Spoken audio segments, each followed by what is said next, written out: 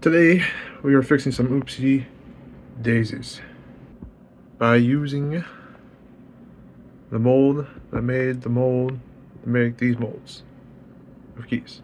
So I'm going to prep these keys. Take the nubs off, sand inside the holes or the bubble holes. So when I get the new resin in there, it'll bind correctly.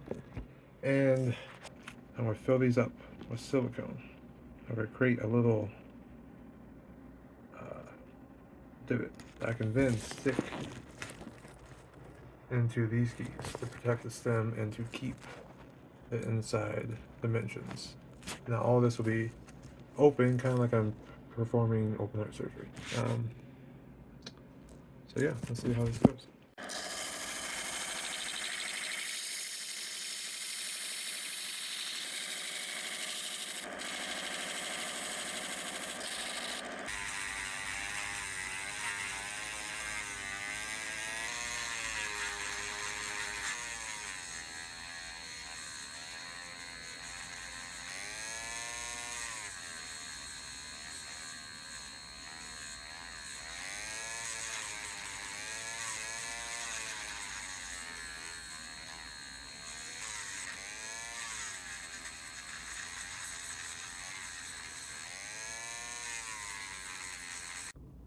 Alright, now I got those all sanded out. And I got my silicone inner molds made. I am going to slap another part of the mold on top. I'm thinking about 3D printing another like press thing. I don't want to overcomplicate this though. This is just a test. Put a couple rubber bands around it, and Bob's your uncle. Let's go.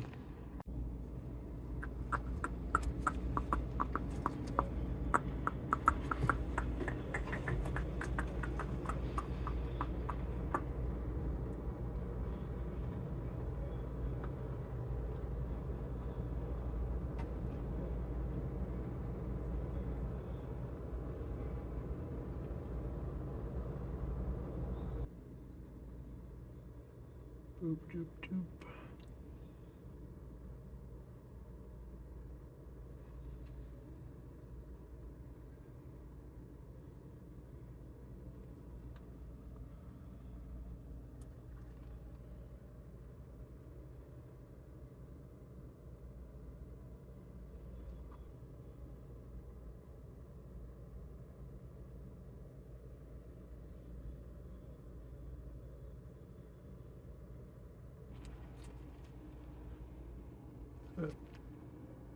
And now some of you might be wondering, like, why would you do this? Seems like a whole bunch of extra work. Why don't you just make a new one? I've been doing this long enough where I have a couple grocery bags full of failed resin keys. And if I can just, and most of them are fine. They just have bubbles just like this. And if I can fix them, I'll be real happy with myself. Reduce, reuse, recycle. That's how I was taught.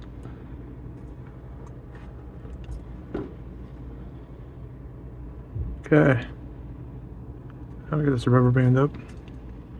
And you know what? I'm probably gonna just use this. Those are my master keys. I don't want to mess with those. Get a little drop of resin or something on there. Just need something flat. Keep this nice and secure. I will probably 3D print something real specialized this later, but for right now, I think this is alright.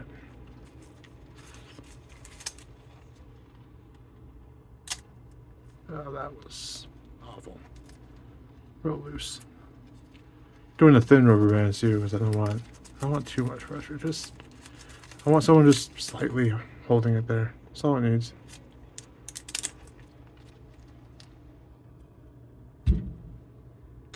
Okay, see you for the results. Okie dokie.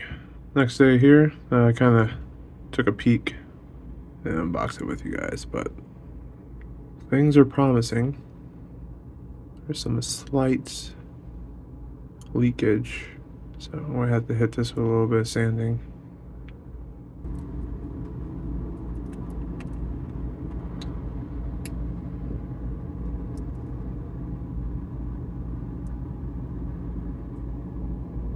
Oh yeah, that one's nice. Okay, cool. Nice.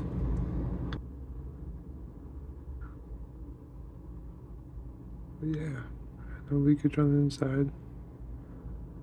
This lip is going to be coming off anyway, so this is about how my keys used to be with this extra lip. Came out nice. Ooh, a little bit of leakage here. But hit that with a sand. But yeah, this key is something else. Come on, focus. Let's go back my macro cam. Look at that. Really want to rescue this one. I'm trying to crack the code for this. I really want my keys to look like this. Just exploding with that color. Almost like a live reef or something. So yeah, color's not really dripping through this one. I could have swore I put like 8 drops of white, so you would have thought. Anyways, alright, I'll get these sanded up, show you guys the finished product here. I mean, some of these still need a surface polish and underside polish, so I'll hit that once. If you got this far, I appreciate you watching. I do have another project coming up here. Yeah, I gotta surface polish that. Very minor, very, very minor. That shows basically my whole process of getting to my production molds.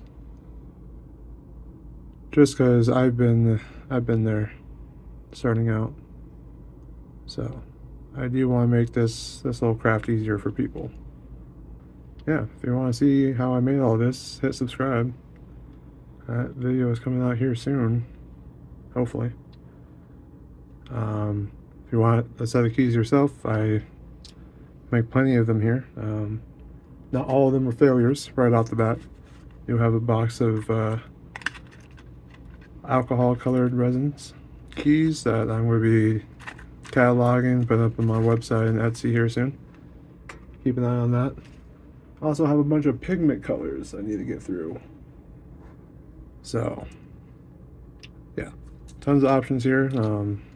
I'll be looking at making legends inside the clear keys.